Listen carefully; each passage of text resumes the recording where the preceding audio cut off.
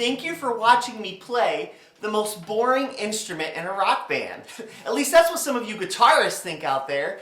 You know, I had a friend just recently say to me who plays guitar, and he says to me, Danny, he goes, why do you play bass? It's like the most boring instrument in the band. That's why I like playing guitar, because the guitar's fun and it's interesting. And I just laughed and I was like, what? I mean, some of you guitarists out there, I know you think that, but a bass player is very important for a rock band most of the time. I mean, first of all, can you even imagine a rock band without a bass guitar?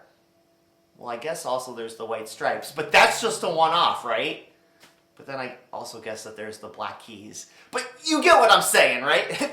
All jokes aside, there are some very cool bands that you just have a guitarist, right? Or you just have a guitarist and a drummer, and it's cool, and it sounds neat. But you know what? A lot of them play bass parts. I just want to have a side note about that, because, perfect example, White Stripes, Seven Nation Army, that's a bass riff.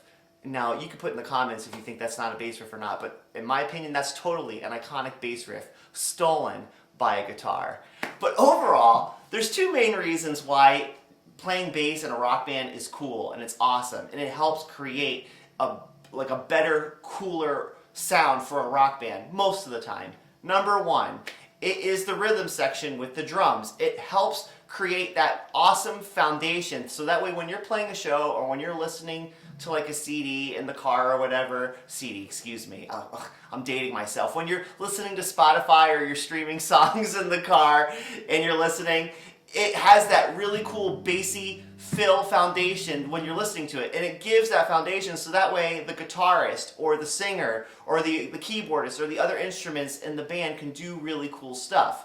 But it also doesn't mean that bass guitars can't do really cool stuff too, because how many iconic bass riffs are there out there? Think of Pink Floyd, Money, like that doom doom doom doom boom boom boom boom boom. See, that's a cool song. That's the bass riff, right? And think of Flea from Red Hot Chili Peppers. I mean, how many cool iconic bass riffs did he create with that band? And he's incredible. He's like, and he's an awesome bassist. But it doesn't mean that you have to be like Flea to be an amazing bassist. Because again, to be a good bassist is to keep the beat hard, steady, and rockin' with the drums.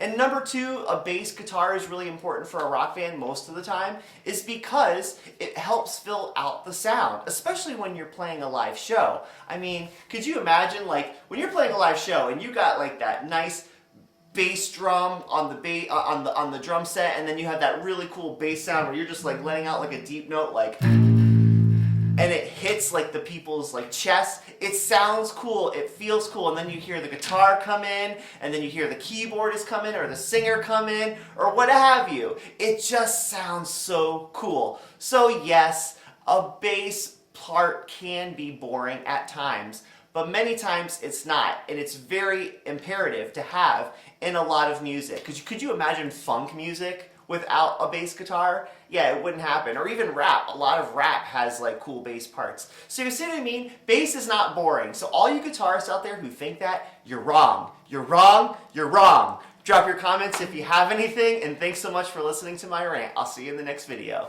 Bye.